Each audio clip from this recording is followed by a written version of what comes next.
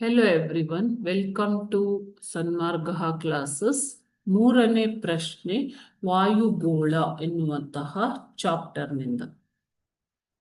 ವಾಯುವಿನ ಒತ್ತಡ ಕಡಿಮೆ ಇರುವ ವಾಯುಮಂಡಲದ ಪದರವನ್ನ ಹೆಸರಿಸಿ ಅಂತ ಕೇಳ್ತಾ ಇದ್ದಾರೆ ಮಕ್ಕಳು. ವಾಯುವಿನ ಒತ್ತಡ ಕಡಿಮೆ ಇರುವಂತಹ ವಾಯುಮಂಡಲದ ಪದರ.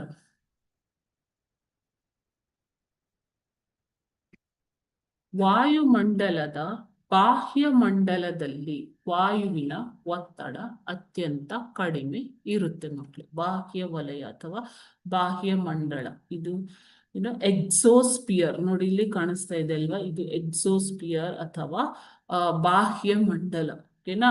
ಸೊ ವಾಯುಮಂಡಲದ ಅತ್ಯಂತ ಮೇಲಿನ ಪದರವಾಗಿದೆ ಇದು, ಅತ್ಯಂತ ಮೇಲಿನ ಪದರ. ಓಕೆ, ಸೊ ಇಲ್ಲಿ ವಾಯುಮಂಡಲದ ಘಟಕಾಂಶಗಳು ವಿರಳವಾಗಿರುತ್ತವೆ ಮತ್ತು ಒತ್ತಡ ಅತ್ಯಂತ ಕಡಿಮೆ ಇರುತ್ತೆ ಮಕ್ಕಳು.